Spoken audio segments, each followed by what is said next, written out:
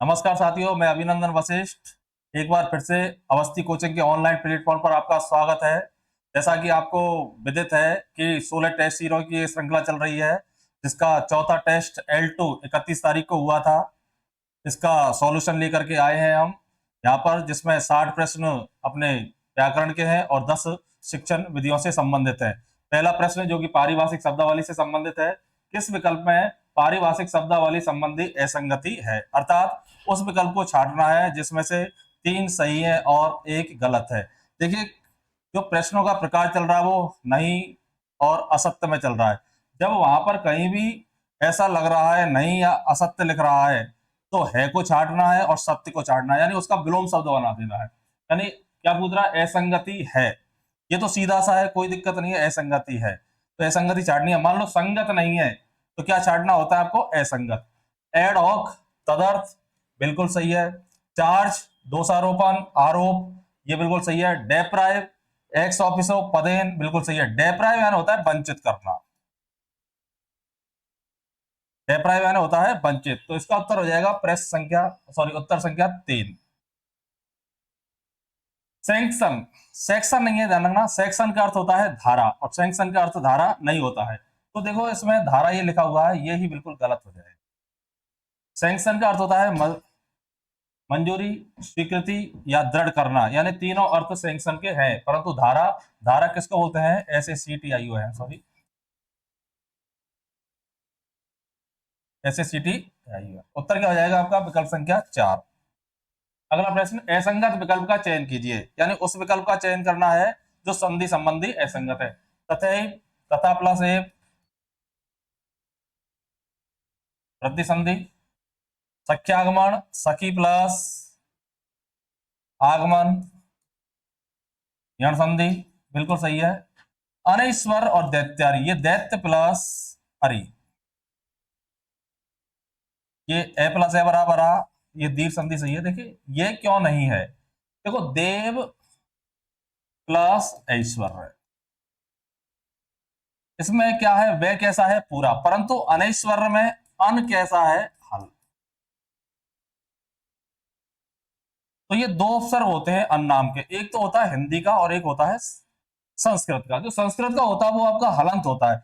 अब हलंत होता है तो पीछे वाले शब्द की पहचान कैसे करेंगे कि ये हलंत वाला है या हिंदी वाला है, यानी संस्कृत का है या हिंदी का है? जब पीछे कोई भी शब्द स्वर से चालू हो रहा है, किससे चालू हो रहा है? स्वर से चालू हो रहा है, तो अन उपसर्ग हमेशा हल वाला होगा। जैसे अनिच्छा, इसमें न में क्या है? ई, इच्छा, तो न कैसा हो जाएगा आपका? हल। अन प्लस इच्छा। अनृत, अन प्लस रित। बहुत से शब्द हैं, अनुपम है, अनुपस्थित है, अनावश्यक है, अनंत है, अनिश्वर है, अनिच्छा है।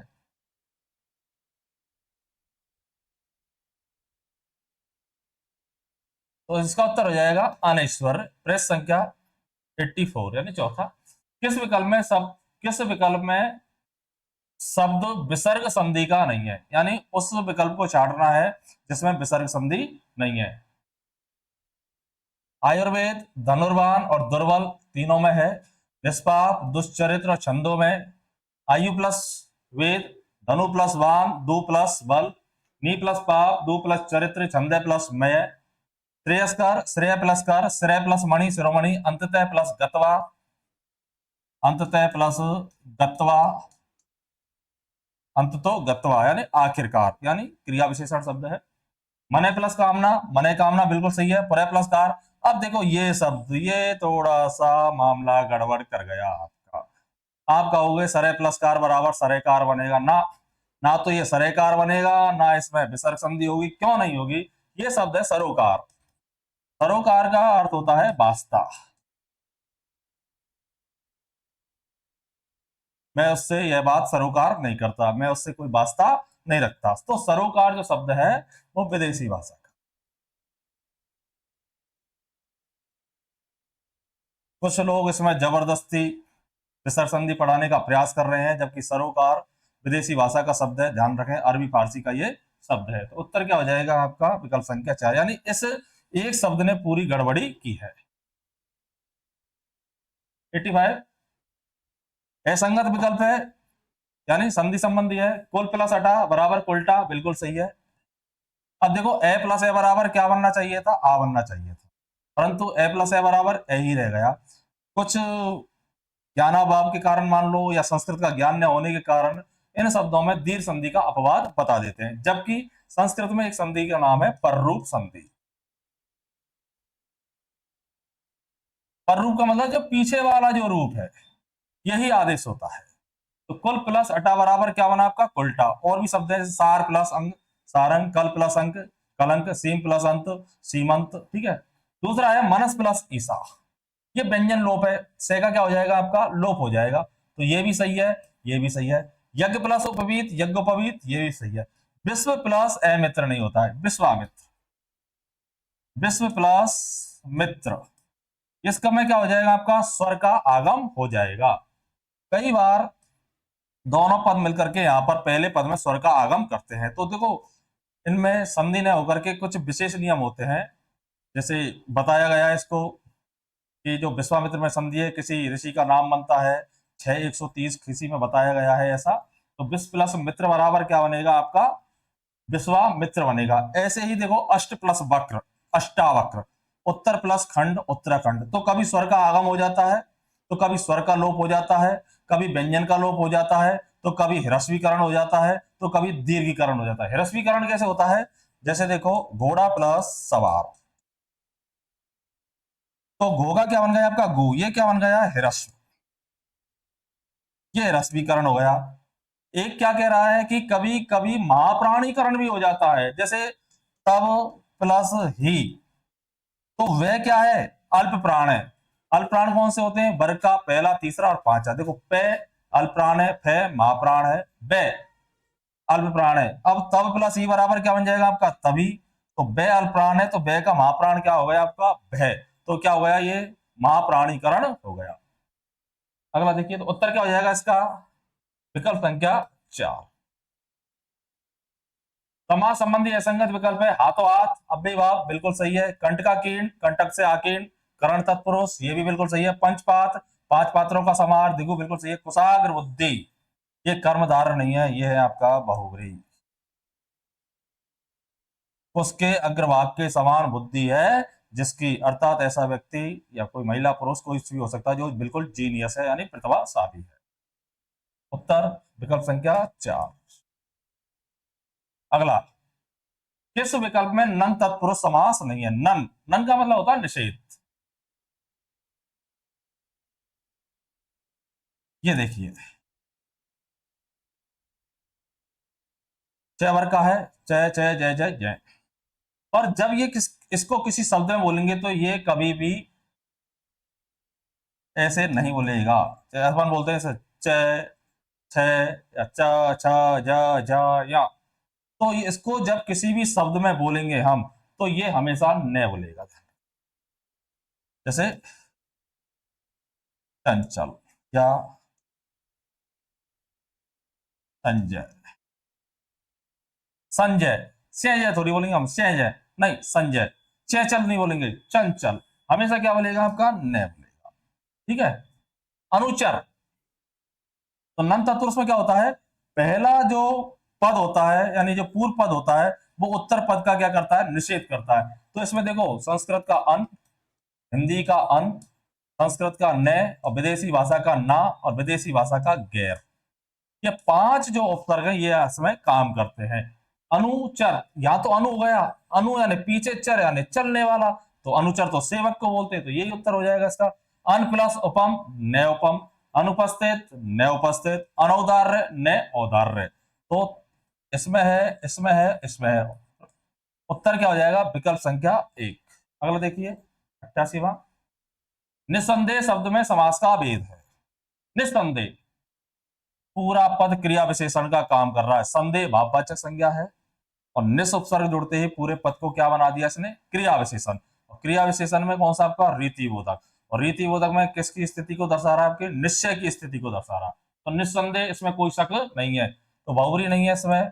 अव्ययभाव हो जाएगा, तत्पुरुष नहीं, कर्मधार नहीं। उत्तर क्या हो जाएगा, विकल्प संख्या 2। किस विकल्प में उपसर्ग का प्रयोग नहीं हुआ है, अधिक, बिल्कुल नहीं है। आसन, आस धातु, अनप्रत्यय। ओपल, उपल, पत्थर, प्रत्यय का नाम क्या है? ए, और अधिक अपना मूल शब्द है, तो उत्तर क्या हो जाएगा? उपयुक्त सभी। किस विकल्प में परा उपसर्ग नहीं है? बहुत आता है ये प्रश्न, पराजय में है। परा प्लस जय, परा प्लस आवर्तन, इसमें दो उपसर्ग हैं, परा और आ। जैसे प्रे प्लस वर्तन, प्रवर्तन, वी प्लस वर्तन, विवर्तन, पर प्लस अधीन, दूसरों के अधीन, और परा प्लस काष्ठा। उत्तर क्या हो जाएगा? विकल्प संख्या 3, पर प्लस अधीन। निरुपसर्ग में, निरुपसर्ग से, निरुपसर्ग से निर्मित सभी शब्द किस विकल्प में, यानी उस विकल्प का चयन करना है जिसमें सभी शब्द निरुपसर्ग से बने हुए हैं। निर प्लस अभिमान, निरभिमान बिल्कुल सही है। निर प्लस दया, निर्दय बिल्कुल सही है। गम, ये गलत हो गया। निर प्लस धन सही है। निर प्लस आमिष बिल्कुल सही है। निर प्लस अंतर बिल्कुल सही है। तो ये हो गए, इसमें तीनों है।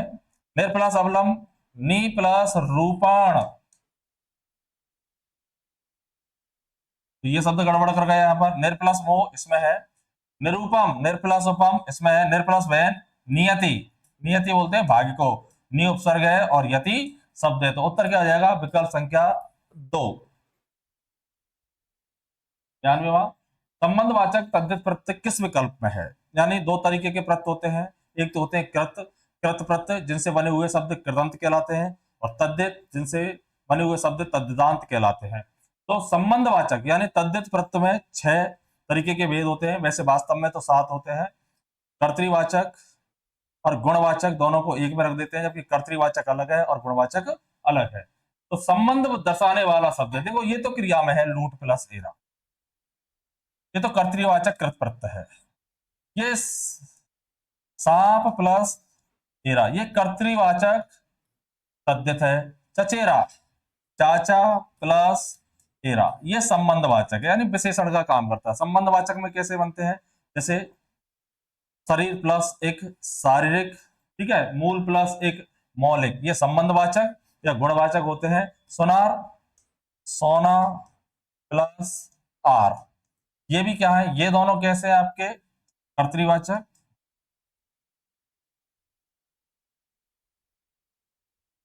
ठीक है, और ये भी कर्तृवाचक है, परंतु ये क्रिया से बना हुआ है, ये संज्ञाओं से बना हुआ है, और ये भी संज्ञा से बना हुआ क्या है आपका? संबंधवाचक तद्धित प्रत्यय। तो उत्तर क्या आ जाएगा? विकल्प संख्या 2। प्रत्यय संबंधी असंगत विकल्प है। नानी प्लस आल, आल का मतलब होता है स्थान, संस्कृत के आल्य शब्द से आया है। जैसे मदिरा प्लस आल्य, मदराल्य, शौच प्लस आल्य, शौचालय, ठीक है, ससुर प्लस आल्य, ससुराल्य। तो नानी प्लस आल, ननियाल बिल्कुल सही है। चौधरी प्लस आनी, चौधरानी बिल्कुल सही है। या चौधरी प्लस आइन, चौधराइन, ये भी बिल्कुल सही है। चारा प्लस गाय, चरा गाय, चरा गाय होता है, ध्यान रखना ये शब्द, और बिल्कुल सही लिखा हुआ है। पर इसमें क्या दिक्कत है?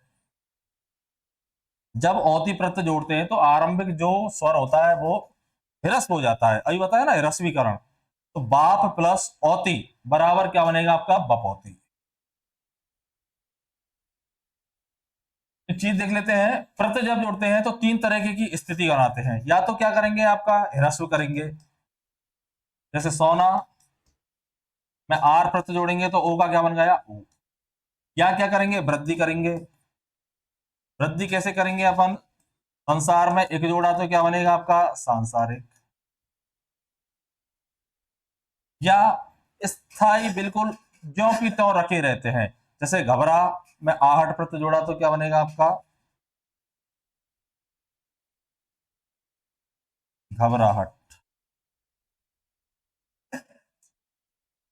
कोई परिवर्तन नहीं। यानी आरंभिक स्वर में या तो ह्रस्व होगा या दीर्घ होगा या कैसा रहेगा? एज इट इज, यानी 3 तरीके की स्थिति प्रत्यय जोड़ने पर होती है। तो उत्तर क्या हो जाएगा इसका? विकल्प संख्या 2, 94। शुद्ध वाक्य है, बाघ व बकरी एक घाट पर पानी पीते हैं, बिल्कुल सही है, इसमें तो कुछ अशुद्धि नहीं दिख रही है। मैं गाने की कसरत, कसरत नहीं अभ्यास, मैं अपनी बात का स्पष्टीकरण, जब करण आ गया तो करने की कोई आवश्यकता नहीं है। वकीलों ने कागजात, कागजात नहीं, पहली बात तो कागजों, और निरीक्षण का नहीं होगा, कागजों का निरीक्षण नहीं होगा, कागजों की क्या होगी आपकी जांच। देखिए, दो तरीके के प्रत्यय विदेशी भाषा में होते हैं, एक तो नियमित और एक अनियमित। ठीक है, जैसे खबर है, इसका विदेशी भाषा में बहुवचन क्या बनेगा, अखबार। और यदि हमको हिंदी में अखबार का बहुवचन बनाना है तो अविकारी तो अखबार ही रहेगा और विकारी क्या बनेगा, अखबारों। ठीक है, तो हमको विदेशी भाषा के नियमों से नहीं पढ़ना है। जैसे मकान का विदेशी भाषा में क्या बनेगा, मकानात। कागज का कागजात, हाल का हालात, जेवर का जेवरात, जवाहर का जवाहरात। तो ऐसे नहीं बनाना है अपन को, हम हिंदी भाषा के प्रत्ययों के नियमों को पढ़ते हैं, न कि विदेशी भाषा के। यदि विदेशी भाषा के नियमों को पढ़ेंगे तो वकील का बहुवचन बनेगा बकला।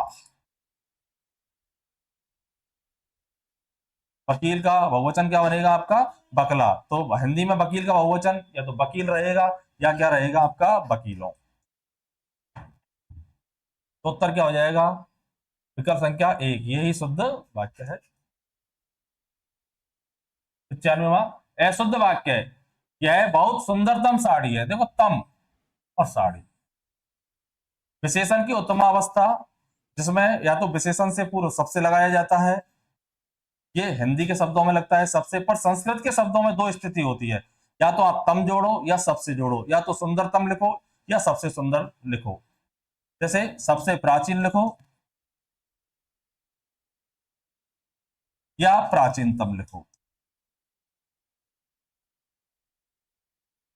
उसने मुक्त हस्त धन लुटाया, बिल्कुल सही है। एक एक कर सभी मर गए, ये भी बिल्कुल सही है। चरखा चलाना चाहिए, बिल्कुल। तो परीक्षा में ज्यादातर ये क्या आता है, काटना चाहिए, तो काटना आते ही क्या हो जाएगा आपका, अशुद्ध। उत्तर क्या हो जाएगा, विकल्प संख्या एक, चरखा चलाया जाता है और सूत या धागा काता जाता है। प्रश्न संख्या 96, असंगत कथन है, स्वर की 10 मात्राएं होती हैं, बिल्कुल सही है। सभी स्वर वर्ण घोष होते हैं, ये भी बिल्कुल सही है। ए आई ओ औ संयुक्ताक्षर नहीं है, नहीं, ये संयुक्ताक्षर है। मूल स्वरों की संख्या 4 है, कौन कौन से मूल स्वर, ए ई उ और री। तो उत्तर विकल्प संख्या 3, ए आई ओ औ ये संयुक्ताक्षर हैं। अक्षर में स्वर भी शामिल है और व्यंजन भी शामिल है। अब क्या समझ बैठेंगे, के प्लस से बराबर 6, त्रय, के, श्रय, ये भी संयुक्त अक्षर है। ये संयुक्त अक्षर में व्यंजन है, ये संयुक्त अक्षर में स्वर है। तो उत्तर क्या हो जाएगा, विकल्प संख्या, सॉरी 3। 97वां, असंगत विकल्प है, नेले से वर्ष वर्ण, बिल्कुल सही है। यह रहे नहीं, ये और वह है अर्धस्वर। पार्श्विक वर्ण ले, बिल्कुल सही है। कैसे में तक स्पर्श या स्पर्शी व्यंजन, बिल्कुल सही है, जो परंपरागत है। और वास्तव में देखें तो कितने हैं आपके, ये 16 हैं। 16 कैसे हैं, एक तो च वर्ग के प्रथम 4 वर्ण हट जाएंगे तो 4 तो ये हो गए, और नासिक, नासिक कितने आपके 5, तो 4 प्लस 5 बराबर कितने हो गए आपके 9, 25 माइनस 9 बराबर 16। आधुनिक रूप में कितने आपके 16, या वास्तव में कितने हैं 16, पर परीक्षा में दोनों विकल्पों में से एक आता है। अब तक के इतिहास में विकल्प 25 ही आया है। तो उत्तर क्या हो जाएगा इसका, ने ले से वर्ष वर्ण है, ये और रे अर्ध स्वर नहीं है, इसमें ये और वे अर्ध स्वर है। प्रश्न संख्या 98, निम्नलिखित में से सभी शब्द अशुद्ध हैं। निम्नलिखित में से सभी शब्द क्या है आपके, अशुद्ध है। अनुकूल बिल्कुल सही है, आल्या बिल्कुल सही, अनिष्ट सही, विशिष्ट, स्वादिष्ट, वृक्ष। क्या कह रहा है कि सभी, अनधिकार, पुनरावलोकन, शक्ति अनुसार, ये बिल्कुल सही है। चरमोत्कर्ष,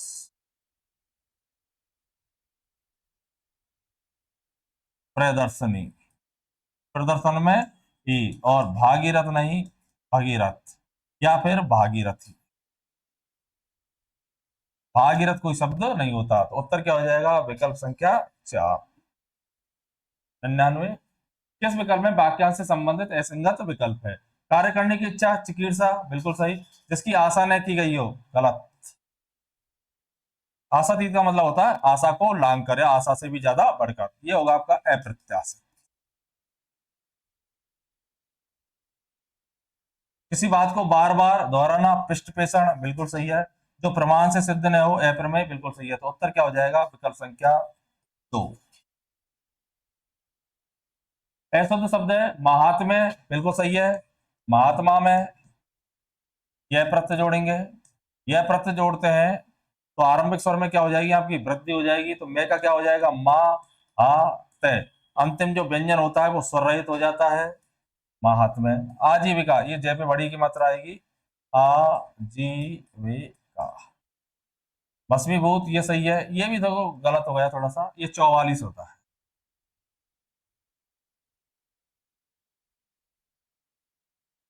अब 2024 में संशोधन किया गया है संख्याओं में कुछ, तो उसमें अब 44 नहीं रहा है, अब क्या हो गया आपका 44 हो गया है। देखो 14, 24, 34, 54, 64, 74 और 84, तो उसी को आधार बना करके 44 को हटा दिया गया है, और 44 में भी छह पे बिंदी नहीं आएगी, ध्यान रखना। तो ये दोनों सही है, यानी कि ये भी अशुद्ध है और ये भी अशुद्ध है। जिसे इंद्रियों द्वारा न जाना जा सके, देखो इंद्रियातीत, इंद्रियों से परे, इंद्रियातीत। जितेंद्रिय, जिसने इंद्रियों को जीत लिया। अगोचर, गो का मतलब होता है गाय, पृथ्वी, इंद्रिय, तो गो का मतलब इंद्रिय, चर ये है गाया, तो अगोचर हो जाएगा। इंद्रजीत, जिसने इंद्र को जीत लिया है, अर्थात मेघनाथ रावण का पुत्र। विकल्प संख्या 3। 102, किस विकल्प में सभी शब्द व्यक्तिवाचक संज्ञा के हैं? सीधा सा है, अलकनंदा, ऋग्वेद और सिंधु नदी, यही हो जाएगा आपका। इसमें ऐरावत है, कामधेनु है पर महल नहीं है, बहन पर्वत जातिवाचक है, और बर्मा व्यक्तिवाचक है। भूमध्य सागर व्यक्तिवाचक, चांदनी चौक व्यक्तिवाचक, और ज्वालामुखी ये जातिवाचक है। ज्वालामुखी क्या है आपका, जातिवाचक है। कोई भी प्राकृतिक आपदा है, भूकंप है, हवा है, तूफान है, ज्वालामुखी है, वर्षा है, ये सभी किसमें आती है, जातिवाचक संज्ञाओं के अंतर्गत आती है। कौन सा द्रव्यवाचक संज्ञा का उदाहरण नहीं है? दूध द्रव्यवाचक है, पानी है, लोहा है, गोला नहीं है, ध्यान रखना। गोला क्या है, आपकी जातिवाचक संज्ञा है। देखिए इसमें थोड़ा सा कंफ्यूज हो गए होंगे, कंफ्यूज होने का कारण भी है। देखो गोला किससे बना हुआ है, लोहे का हो सकता है, चांदी का भी हो सकता है। तो लोहा तो एक वस्तु नहीं है, एक पदार्थ नहीं है, सॉरी वस्तु है एक।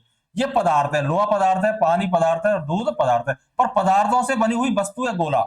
जैसे हार, हार शब्द में क्या करेंगे हम, जातिवाचक संज्ञा। अब वो सोने का है तो सोना शब्द में द्रव्यवाचक संज्ञा है, न कि हार शब्द में। तो इसी तरह गोला शब्द में जातिवाचक है, न कि द्रव्यवाचक। तो उत्तर क्या हो जाएगा इसका, विकल्प संख्या 4।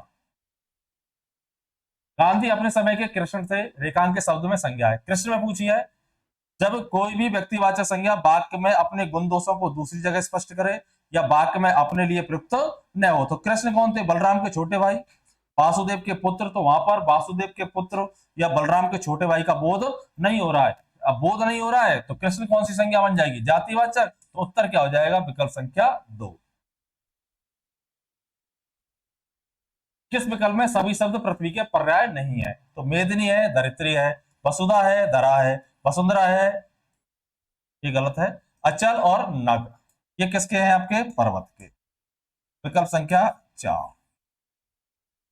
106, पैंते किस शब्द का पर्याय है? सीधा सा है, सीधा तो नहीं है, कठिन है, मतलब कहने का मतलब एक ही बार में उत्तर हो जाएगा, समझाने की आवश्यकता नहीं है। गरुड़ ऐसे नहीं लिखते हैं, गरुड़ लेखन में त्रुटि हो सकती है, ये बात ध्यान रखें। टाइपिस्ट के लिए ऊ की मात्रा, ए के नीचे नुक्ता का प्रयोग, या तल बिंदु सॉरी इसका प्रयोग थोड़ा सा ऐसे होता है। हम भी जांच करते हैं पर कई बार ऐसी गलती हो जाती है, छूट जाती है।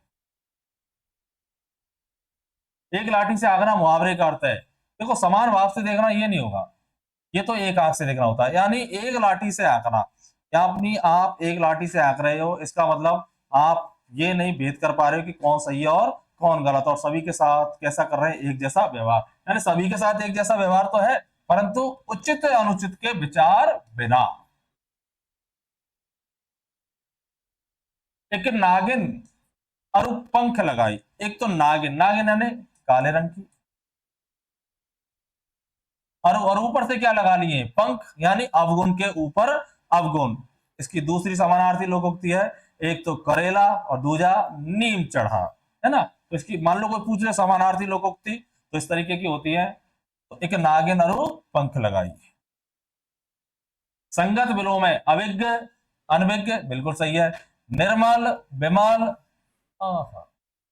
संगत विकल्प, अभिज्ञ अनभिज्ञ। अभिज्ञ यानी जो जानकारी नहीं रखता है, तो अभी उपसर्ग है और ज्ञ प्रत्यय है, और अनभिज्ञ अन उपसर्ग है, अभी उपसर्ग है। अभिज्ञ यानी क्या होता है, जानकार, और अनभिज्ञ यानी जो जानकार नहीं है। तो पहला तो सही है। निर्मल और विमल एक ही बात है, विमल यानी भी स्वच्छ होता है, निर्मल यानी भी स्वच्छ होता है।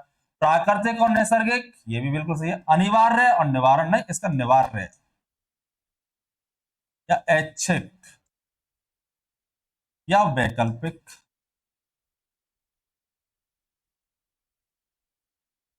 तो उत्तर क्या हो जाएगा, प्रश्न विकल्प संख्या 1।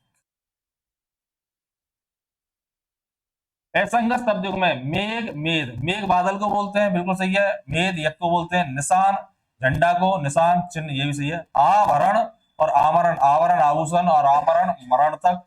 जगत, जगत, ये उल्टे लिखे हुए हैं। जगत हलंत है, तब तो है आपका संसार, और जगत हुए का चबूतरा। तो उत्तर क्या हो जाएगा, विकल्प संख्या 4। 111वां वचन संबंधी असंगत विकल्प है। पहिया, पहिए, टीका, टीकाएं, खिड़की, खिड़कियां, भतीजा, भतीजे। तो भतीजा, भतीजे बिल्कुल सही है। खिड़की, खिड़कियां बिल्कुल सही है। कोई भी बहुवचन बनाते हैं हम, अंत में यदि दीर्घ ही या दीर्घ उ होता है तो उसको कैसा कर देते हैं, लघु कर देते हैं।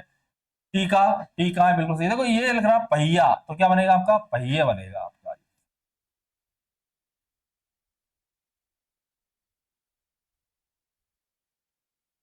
ये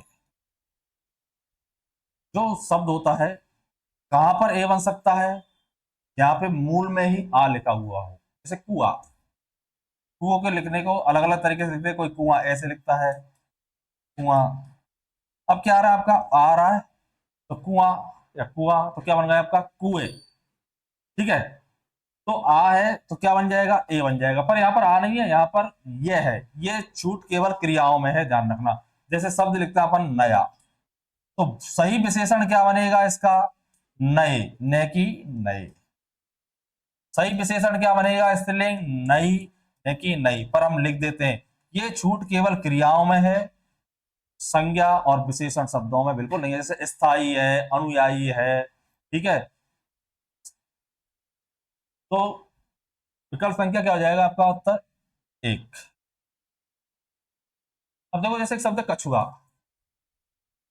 अब कछुआ के मूल में क्या रहा है, आ, तो यहाँ तो ए हो जाएगा, कछुए। पर वहां पर क्या है, पहिया, तो पहिया में क्या आपका, यह है। लिंग संबंधी असंगत विकल्प है। नेत्री, नेत्री बिल्कुल सही है। कुंजड़ा, कुंजड़ायन, ये देखो आयन। पहली बात तो कुंजड़न होता है सही, तो पर स्त्रीलिंग बनाने के लिए आयन भी जोड़ देते हैं। आयन क्या है, ये जोड़ता है आयन। जैसे पंडित में जोड़ा तो पंडित आयन, मुंशी में जोड़ा तो मुंशी आयन। पर यहाँ तो क्या है, दीर्घी आ गई है। मेहतर, मेहतरानी, कोई नहीं। नेत्री शब्द है आपका, नेत्री, नेत्री से क्या बना आपका, नेता। और फिर स्त्रीलिंग क्या बन रहा है इसका, नेत्री। तो उत्तर क्या हो जाएगा, विकल्प संख्या 2। 113वां असंगत कथन है। विस्मयादि बोधक शब्द वाक्य के अनिवार्य घटक नहीं है, बिल्कुल सही बात है। विस्मयादि बोधक शब्द वाक्य के अनिवार्य घटक नहीं है। अकेले शब्द ही पूरे मनोविकार को सूचित कर देते हैं। जैसे वाह, खुशी को दर्शा देते हैं। अच्छा, हर्षबोधक को दर्शा देते हैं। ठीक है। चल, ये तिरस्कार को दर्शा देते हैं। अपने आप ही इनका प्रयोग मनोभावों को प्रकट करने हेतु होता है, बिल्कुल सही है। छी, हट, चल इत्यादि के माध्यम से शोक का बोध होता है, नहीं, शोक का बोध नहीं होता, इससे तिरस्कार का बोध होता है। उत्तर क्या हो जाएगा, विकल्प संख्या 3। असंगत विकल्प है। पीछे, स्थानबोधक, किंचित, परिमाण, किंचित है ना थोड़ा, निसंदेह, रीतिबोधक, यथेष्ट, ये रीतिवाचक, रीतिबोधक नहीं है, ये है आपका परिमाण। देखो पीछे स्थानबोधक, पीछे स्थान प्लस काल, ये दोनों चीजों को, मैं पीछे बैठूंगा, कहां बैठूंगा, पीछे। पहले तुम बैठ जाओ, मैं पीछे बैठूंगा, यानी मैं कब बैठूंगा, पीछे, यानी बाद में। अब किसको दर्शा रहा है ये, काल को। तो दोनों का काम करेगा, ये काल का भी करेगा और स्थान का भी करेगा। जैसे मैं आगे बैठूंगा, कहां बैठूंगा, आगे, किसका बोध करा रहा है, स्थान का। आगे दीपावली है, तो दीपावली कब है, आगे, किसका बोध करा रहा है? काल का। तो आगे और पीछे ये दोनों अव्यय स्थान का भी बोध कराते हैं और काल का भी बोध कराते हैं। ठीक है, तो ज्यादातर तो ये स्थान का भी बोध कराते हैं, पर ऐसा नहीं है, ये काल का भी बोध कराते हैं। उत्तर क्या हो जाएगा इसका? विकल्प संख्या क्या? किस विकल्प में सर्वनाम नहीं है? मैंने उससे सब कुछ कह दिया, तो मैं सर्वनाम है, उससे सर्वनाम है, वह सर्वनाम है, वह वहां से क्यों आया, रवि यहां से क्यों गया, यहां से क्यों गया, यहां स्थानबोधक क्रिया विशेषण, और क्यों प्रश्न सूचक अव्यय, यानी कारण बोधक है। वह किससे बातें कर रहा था, वह और किससे, ये दोनों सर्वनाम है। तो उत्तर क्या हो जाएगा? विकल्प संख्या 3, यानी 3 में कोई सर्वनाम। किस विकल्प में विशेषण नहीं है? अब विशेषण नहीं है, इसका मतलब कोई सा भी विशेषण हो सकता है, गुणवाचक हो सकता है, संख्यावाचक हो सकता है, परिमाणवाचक हो सकता है, संकेतवाचक हो सकता है। वह इस तरह आया था, मैं इस गेंद से नहीं खेलूंगा, इस गेंद की ओर संकेत कर दिया है, सार्वनामिक विशेषण हो गया। उस छात्र को, उस छात्र की ओर संकेत कर दिया है, संकेतवाचक विशेषण हो गया है। इस कार्य को, इसके माध्यम से कार्य की ओर संकेत कर दिया है, संकेतवाचक। वह इस तरह, इस तरह ये क्रिया विशेषण है। कैसे कार्य करता है? इस तरह, तरह कहीं पर भी लग जाएगा तो दो चीजें होंगे, या तो विशेषण बनाएगा या क्रिया विशेषण। तो मुख्यतः तो वो क्रिया विशेषण, और वो भी स्थान बोधक। तो उत्तर क्या हो जाएगा? विकल्प संख्या 1। वचन की दृष्टि से असंगत विकल्प है। वहां कई गाड़ियां खड़ी थी, तो गाड़ी का बहुवचन गाड़ियां, बिल्कुल सही है। गाड़ियों में से सामान लादा गया, गाड़ी का बहुवचन गाड़ियों, बिल्कुल सही है। उसने कई कुंडलियां देखी, कुंडली का बहुवचन कुंडलियां, बिल्कुल सही है। गुड़ियाओं, देखो गुड़िया। अविकारी बहुवचन क्या बना इसका? गुड़िया। और विकारी बनाना है तो क्या बनेगा आपका? गुड़ियों, न कि गुड़ियाओं। ये होता है, तो ये विकल्प आपका गलत है। तो उत्तर क्या हो जाएगा? विकल्प संख्या 3। किस विकल्प में अकर्मक क्रिया है? तालाब में कमल खिल रहे हैं, उसका सिर खुजला रहा है, खुजलाता है, रस्सी ऐंठ रही है, उपयुक्त सभी। तो उत्तर क्या हो जाएगा आपका? उपयुक्त सभी। क्यों हो जाएगा? देखो, तालाब में कमल खिल रहे हैं, तो खिलने की क्रिया कौन कर रहा है? कमल। और क्रिया जो करता है वो कौन होता है? कर्ता। तो कमल क्या है इसमें? कर्ता। उसका सिर खुजलाता है, क्या खुजलाता है? सिर। परंतु कौन खुजलाने वाला? कोई है नहीं, यानी इसके सिर में खुजली चल रही है, तो कर्ता कौन है आपका? सिर। और रस्सी ऐंठ रही है, ऐंठने की क्रिया कौन कर रही है? रस्सी। तो क्या है? रस्सी क्या है आपके? करता है। अब हम मान लो इनको सकर्मक बनाना है, तो रमा रस्सी ऐंठ रही है, तो रमा क्या ऐंठ रही है? रस्सी। यानी क्या और कौन दोनों के उत्तर आ जाएंगे, तो क्रिया सकर्मक हो जाएगी। क्या ऐंठ रही है? रस्सी। कौन? रमा। मोहन उसका सिर खुजलाता है, क्या खुजलाता है? सिर। कौन? मोहन। करता, यानी फिर सकर्मक हो जाएगी। और तालाब में कमल खिल रहे हैं, तो खिलना क्रिया हमेशा अकर्मक रहेगी। तो उत्तर क्या हो जाएगा? उपयुक्त सभी। 119। निम्न में से गुणवाचक विशेषण है? प्राथमिक, बिल्कुल है। पाश्चात, बिल्कुल है। अधूरा, बिल्कुल है। देखो, प्रथम संख्यावाचक है, और जैसे ही एक प्रत्यय जुड़ेगा तो ये संख्यावाचक से गुणवाचक में बदल जाएगा। प्राथमिक उपचार, तो उपचार कैसा? प्राथमिक।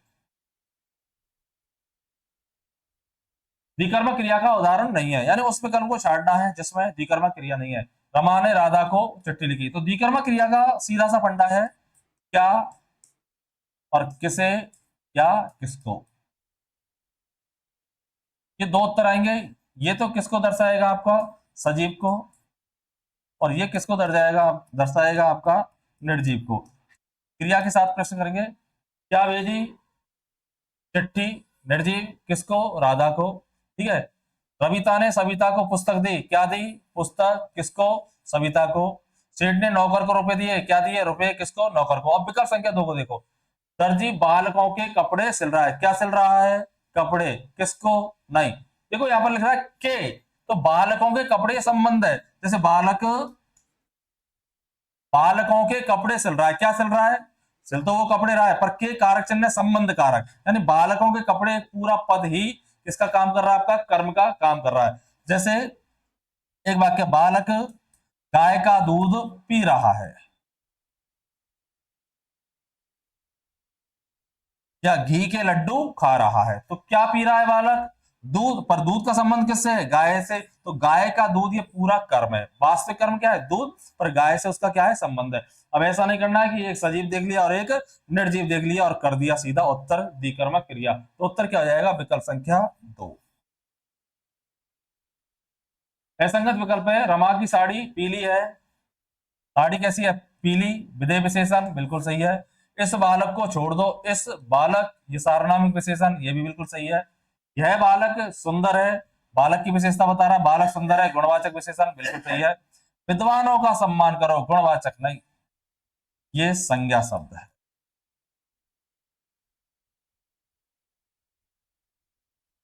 विद्वान मूल रूप में विशेषण है, पर इस वाक्य में किसका कार्य कर रहा है? संज्ञा का। कोई भी विशेषण संज्ञा का कार्य कर रहा है तो इसका पता हम कैसे लगाएंगे? सीधी सी गणित है इसकी। इसके स्थान पर संज्ञा शब्द रख दो। जैसे शिक्षकों का सम्मान करो, अध्यापकों का सम्मान करो।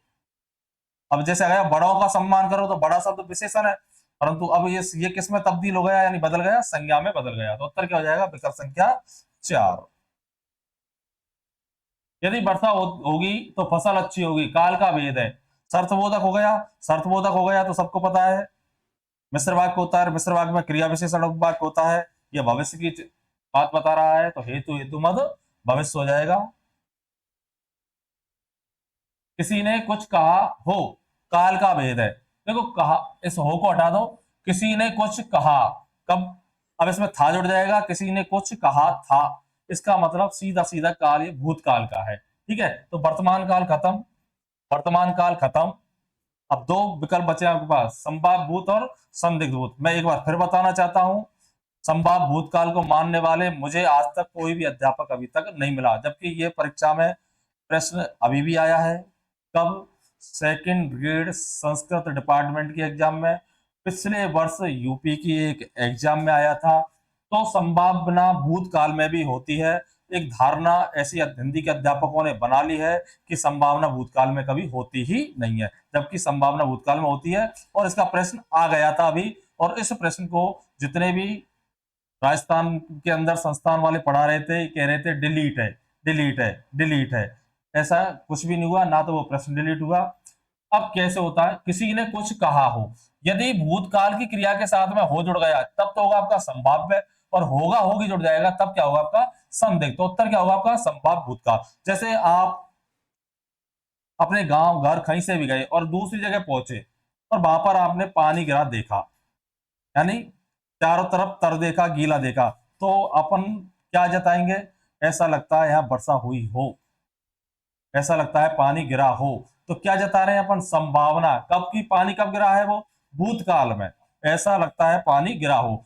अब यही बात आया था, हो सकता है उसने मेरी बात सुनी हो, ये वाक्य आया था। और ये कहां से उठा के दिया था? कामता प्रसाद गुरुजी की किताब से। मैंने मेरे जीवन में 13-14 साल में मैंने हर बार इस भूतकाल को पढ़ाया है। और भूतकाल कौन सा? संभाव्य भूतकाल। आज तक के रिकॉर्ड में मैंने इसको ऐसा नहीं कहा कि संभाव्य भूतकाल नहीं होता है। तो उत्तर क्या हो जाएगा? संभाव्य भूतकाल। कल का अर्थ नहीं है, बिल्कुल। कल का अर्थ बीता हुआ दिन है। कल का अर्थ पुर्जा, औजार है। पानी में पक्षियों की आवाज, ये बेचैन लिखा हुआ है, गलत हो गया। ठीक है, तो कल का अर्थ बेचैन नहीं होता है, ध्यान रखना। कल का अर्थ क्या नहीं होता आपका? पेपर में बेचैन था ये। कल का अर्थ क्या नहीं होता आपका? बेचैन। कल का अर्थ होता है चैन, है ना? कल नहीं पड़ रही। क्या उत्तर क्या हो जाएगा? कल संख्या। अगला देखिए, कौन सा शब्द अनेकार्थी नहीं है? पत्र पन्ना को बोलते हैं, और पत्र खत को भी बोलते हैं। गण, शिव के गण भी है, और गण गिनती में भी आता है। गो, अक्ष को बोलते हैं, गाय को बोलते हैं। सर्प, सर्प क्या है? अनेकार्थी नहीं है। सर्प कैसा? एकार्थी है, अपना ही अर्थ देता है। किस विकल्प में सभी शब्द विदेशी भाषा के हैं? चूहा, तेंदुआ। तो चूहा और तेंदुआ ये तो देशज है, रईस विदेशी भाषा का है। वकील, औरत और आसमान, ये तीनों विदेशी भाषा के हैं। अखबार विदेशी का है, किताब विदेशी का है, परंतु चिड़िया संस्कृत के चटिका शब्द का है। परंतु हम देखेंगे माध्यमिक शिक्षा बोर्ड की किताब में इसे कोई पुर्तगाली या डच वाला कोई शब्द, डच में बता रखा है शायद। ठीक है, जबकि ये चटिका का क्या है? तद्भव। जैसे एक शब्द है कबूतर, और एक शब्द है आपका कतरनी। ये वास्तव में दोनों विदेशी भाषा के शब्द है, परंतु इसको कर्तरी का तद्भव बना रखा है, जबकि कर्तरी का तद्भव क्या होगा आपका, सॉरी, कर्तरी का तद्भव होगा आपका कतरनी, जबकि कैंची कर रखा है। जबकि कैंची जो शब्द है, सॉरी कतरनी नहीं, कैंची जो शब्द है वो विदेशी भाषा का है, जबकि कर्तरी, काटना, इसका क्या कर रखा है, कैंची। ठीक है, तो जबकि कर्तरी का क्या होगा आपका कतरनी, और कबूतर कपोत का तद्भव कर रखा है, जबकि कबूतर वास्तव में विदेशी भाषा का शब्द है। ठीक है, अखबार किताब ये तो विदेशी के है, चिड़िया चटिका का तद्भव है, वकील औरत आसमान, पत्र इत्र और सत्र, तो पत्र और सत्र ये दोनों शब्द किसके हैं आपके, विदेशी भाषा के नहीं है, ध्यान रखना, संस्कृत के हैं। पर इत्र कौन सी भाषा का शब्द है, इसको आप कमेंट में करके बताएंगे। तो उत्तर क्या हो जाएगा इसका, विकल्प संख्या 2। इसको बताना है इत्र किस भाषा का शब्द है। तत्सम तद्भव का असंगत विकल्प है, परीक्षा तत्समय पर तद्भव है, पत्र तत्समय पन्ना तद्भव है, यमुना तत्समय जमुना तद्भव है, इत्र और इतर, इसका उत्तर यही हो जाएगा। अब क्यों हो जाएगा कमेंट बॉक्स में बताना है, मैं बता देता हूं। हालांकि इत्र जो शब्द है वो विदेशी भाषा का है, इत्र सेंट जिसको बोलते हैं।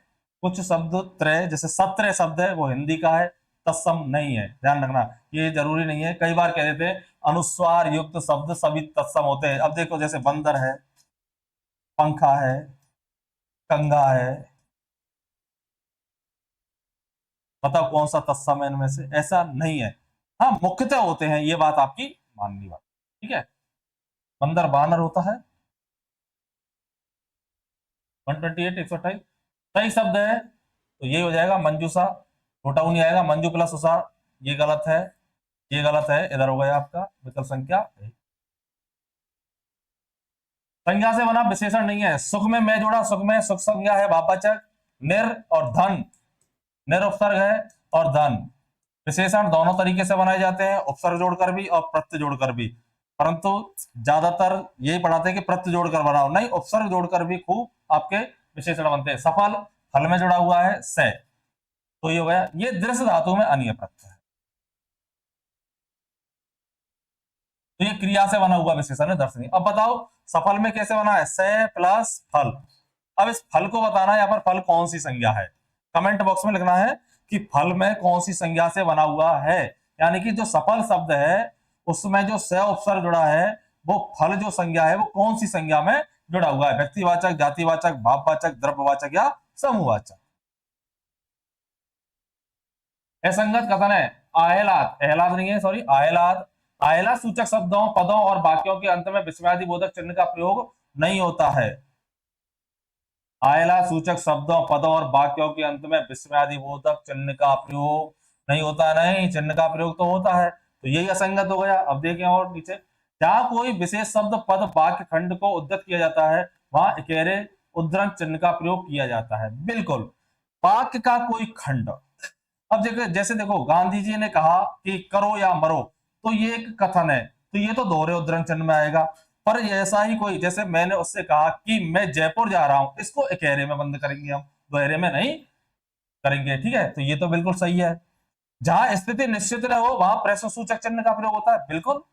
जहां स्थिति निश्चित न हो, जैसे आप जयपुर से ही हो, आप जयपुर से ही हो, अब क्या लगाना उचित नहीं समझा, सामने वाले को जवाब देना है हाँ या ना।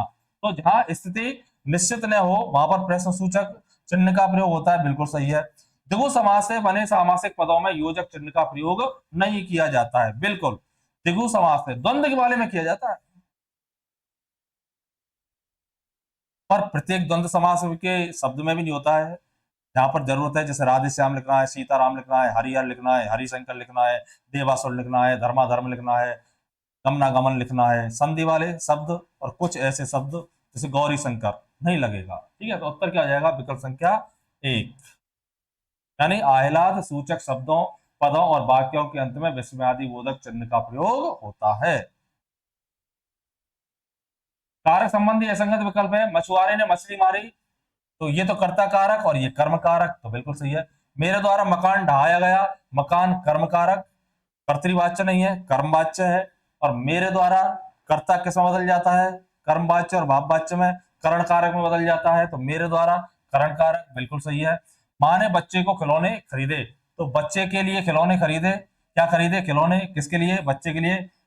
उत्तर क्या है? संप्रदान, बिल्कुल सही है। गुरु ही शिष्य को ज्ञान देता है, तो ज्ञान कर्म कारक है, शिष्य के लिए संप्रदान कारक है। उत्तर क्या आ रहा है इसमें? अपादान, यही हो जाएगा। अब एक चीज 2 मिनट के लिए, हमारे एक ऐसी परंपरा बना दी है कुछ हिंदी के अध्यापकों ने संस्कृत को आधार बना करके, लेने का भाव, देने का भाव, ये वाला भाव, ये पैसे लिए वापस दिए, धोबी को कपड़े दिए वापस लिए। तो आपको ये ध्यान रखना है हमेशा, द्विकर्म क्रिया में जो 2 कर्म होते हैं उसमें जो गौण कर्म होता है वो 99% संप्रदान कारक होता है,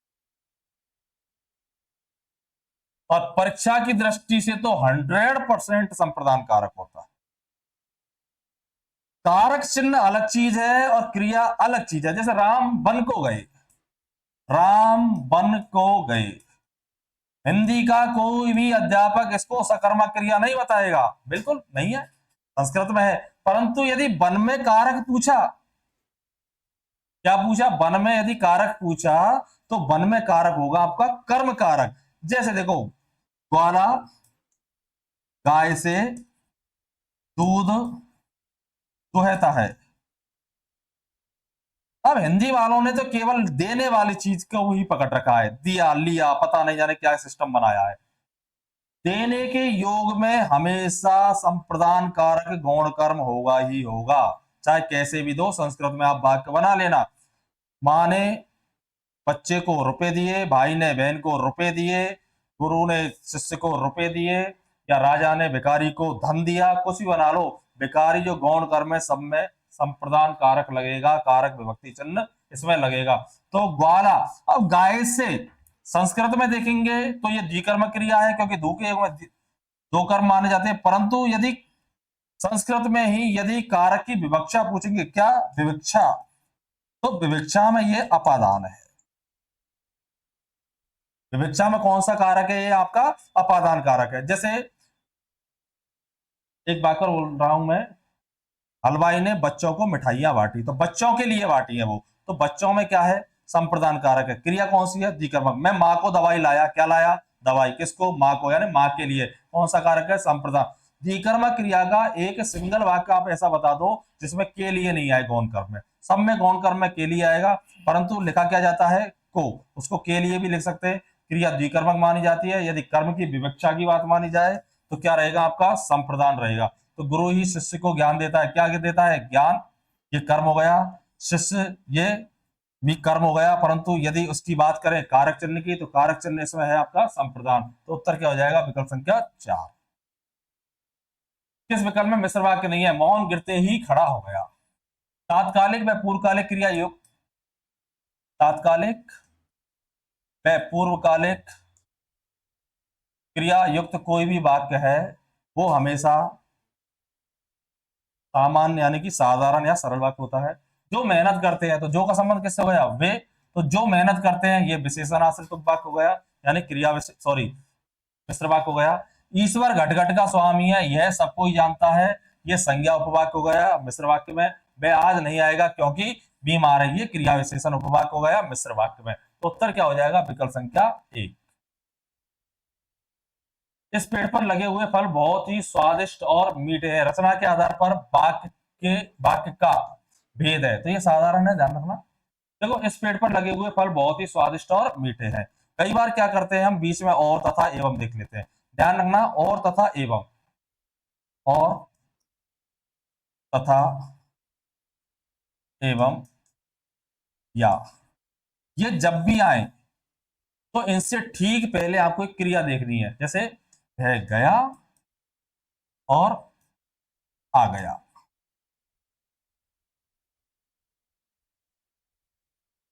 वह आया और चला गया। इनसे पहले देखो क्रिया, और तथा इनसे पहले क्रिया आएगी। अब देखो यहां पर और है, परंतु ये क्रिया नहीं है, 2 पदों को जोड़ा है, न कि 2 वाक्यों को। तो उत्तर क्या है आपका? साधारण वाक्य।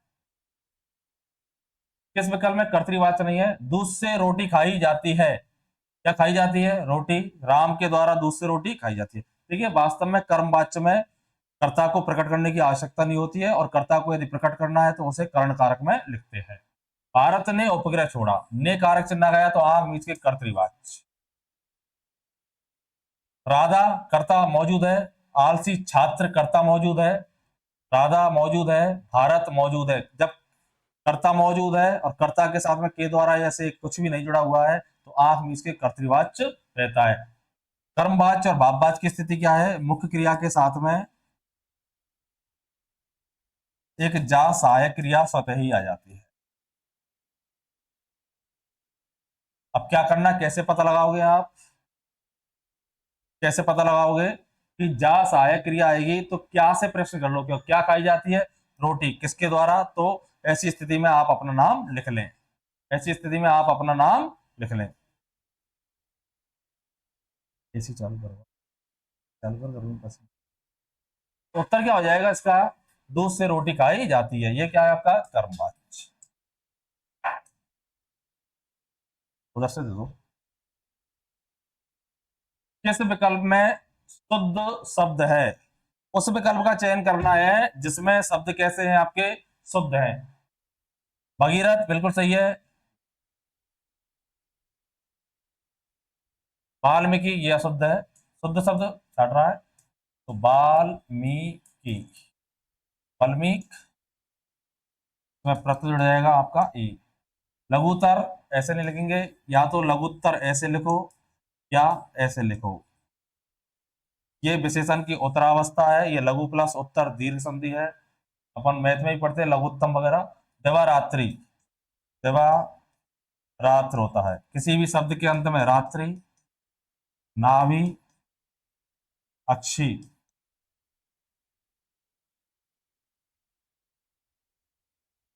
ये आ जाते हैं तो इनका क्या हो जाता है? ई का क्या हो जाता है? लोप हो जाता है। चाहे तो हम ऐसे भी पी लेंगे, कोई दिक्कत नहीं है। ठीक है, तो उत्तर क्या हो जाएगा आपका? भगीरथ। ये बिल्कुल सही है।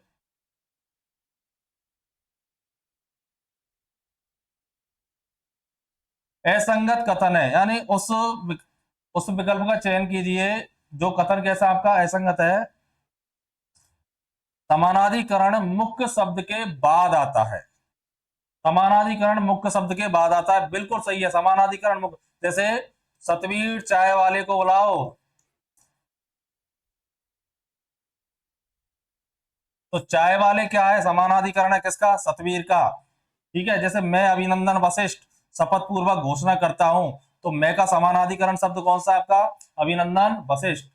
यदि कर्ता भिन्न भिन्न लिंग के हैं तथा अलग अलग वचनों में है तो क्रिया अंतिम कर्ता अनुसार वह बहुवचन में होती है। बिल्कुल, यदि अंतिम कर्ता स्त्रीलिंग है तो स्त्रीलिंग के अनुसार होगी क्रिया, परंतु होगी किसमें? बहुवचन में। जैसे 4 घोड़े, 3 बकरियां, वे 4 भैंसे पानी पी रही हैं। पी रहे हैं नहीं आएगा, ध्यान रखना। प्रश्नवाचक क्रिया विशेषण व सर्वनाम अवधारण के लिए मुख्य क्रिया व सहायक क्रिया के बीच आ सकते हैं। बिल्कुल आ सकते हैं। प्रश्नवाचक क्रिया विशेषण व सर्वनाम अवधारण के लिए मुख्य क्रिया व सहायक क्रिया, जैसे मुख्य क्रिया गया और सहायक क्रिया क्या है? था। क्या इनके बीच में कोई भी सर्वनाम आ सकता है प्रश्नवाचक, या क्रिया विशेषण आ सकता है? तो बिल्कुल आ सकता है। वह गया कहां था? मुझे बताओ, मुझे बताओ वह गया कहां था। मुझे बताओ गया कौन था? कई बार पीछे भी आ जाता है। प्रश्नवाचक अव्यय क्या हमेशा वाक्य के आरंभ में आता है? नहीं, ये वाक्य के आरंभ में भी आ सकता है और अंत में भी आ सकता है। कैसे? क्या मैं अंदर आ सकता हूं? मैं अंदर आ सकता हूं क्या? तो ये विकल्प क्या हो जाएगा? गलत। सेकंड ग्रेड वगैरह में ऐसे ही प्रश्न आएंगे। सरल वाक्य नहीं है। घोड़ा लंगड़ाता हुआ भागा, बिल्कुल सरल वाक्य है। बच्चा पैदा होते ही दूध पीने लगता है, सही बात, सरल है।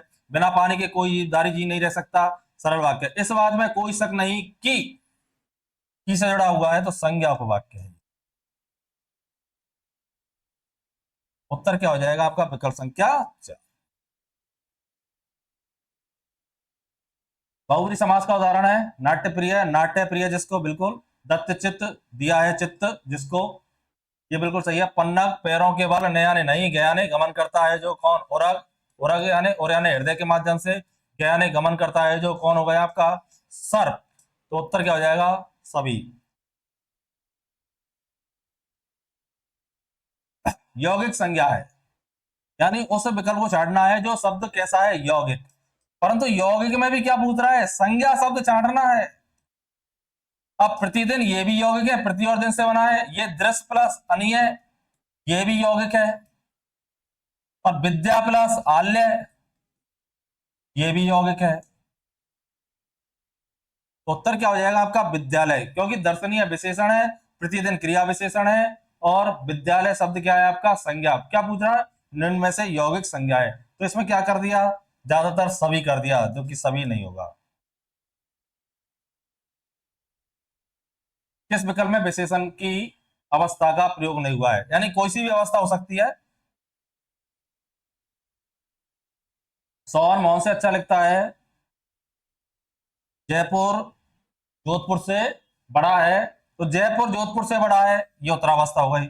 यह साड़ी उस साड़ी से सुंदर है ये उत्तरावस्था हो गई। राजू सोहन से लंबा है ये भी उत्तरावस्था हो गई। सोहन मोहन से अच्छा लिखता है ये क्रिया विशेषण है।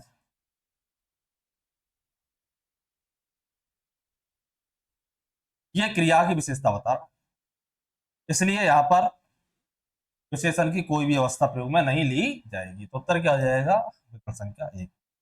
शिक्षण विधियों से पर्यवेक्षित अध्ययन विधि में शिक्षण का कार्य नहीं है निर्देशन, बिल्कुल समय समय पर देगा, निरीक्षण भी करता रहेगा घूम करके, पर्यवेक्षण भी करता रहेगा, समस्या का समाधान, कोई भी बीच में समस्या आएगी समस्या का समाधान करेगा, स्वाध्यान स्वाध्यान नहीं करता है। अनुकरण विधि किस कक्षा तक स्तरीय है, सीधा सा है प्राथमिक। द्वितीय भाषा शिक्षण की तुलनात्मक विधि है, देखो तुलनात्मक विधि ये तो पद्य शिक्षण में आती है। व्यास विधि, व्यास गद्दी पर बैठ जाता है कथावाचक की तरह। व्यतिरेकी विधि और भाषा संसर्ग का आपको पता है कि भाषा का पाठ पढ़ाते समय व्याकरण की शिक्षा। कविता शिक्षण का मुख्य उद्देश्य है भावात्मक में सौंदर्य प्रदान करना, सत्यम शिवम सुंदरम की परिकल्पना करना। लय गति का ज्ञान नहीं कराना होता, लय गति से तो केवल बोलना होता है। कथात्मक अभिनय नाटक में किया जाता है, इसलिए उत्तर क्या हो जाएगा विकल्प संख्या एक। गद्य शिक्षण में ज्ञान दिया जाता है भाषाई तत्वों का, साहित्यिक विधाओं का, रचना कार्य का, तो रचना कार्य का नहीं है, भाषाई तत्वों का नहीं है, साहित्यिक विधाओं का दिया जाता है। उच्चारण दोष का कारण नहीं है, प्रयत्न लाघव है, प्रांतीय प्रभाव है, भागेंद्रियों में बाधा है, भाषा संरचना से कोई फर्क पड़ने वाला नहीं है, उच्चारण दोष का कारण नहीं है। भाषा को तो जैसा लिख दिया आपको बोलने का तरीका आना चाहिए। प्रयत्न लाघव की कमी हो सकती है, प्रांत का प्रभाव हो सकता है, भागेंद्रियों में बाधा हो सकती है, तो उत्तर क्या हो जाएगा भाषा संरचना। शब्द भंडार में वृद्धि गद्य शिक्षण से ही संभव है, व्याकरण से केवल शब्दों की शुद्धि आ सकती है। उपचारात्मक शिक्षण का महत्व है त्रुटियों का पता लगाना, नहीं ये निदानात्मक में है। विषय की स्पष्टता करने के लिए कोई मतलब नहीं है, पिछड़े छात्रों को सामान्य छात्रों के बराबर लाने के लिए उपचारात्मक शिक्षण किया जाता है, तो उत्तर क्या हो जाएगा विकल्प संख्या दो। रचना शिक्षण की विधि नहीं है, मंत्रणा विधि है, निर्देशन विधि है, प्रबोधन विधि है, समवाय विधि नहीं है, ये व्याकरण की है।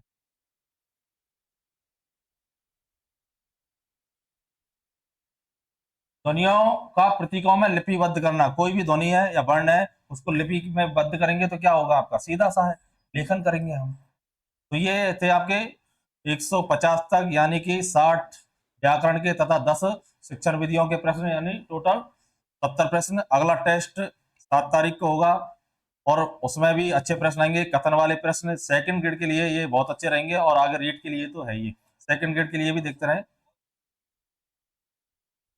धन्यवाद। समझ में नहीं आया होगा।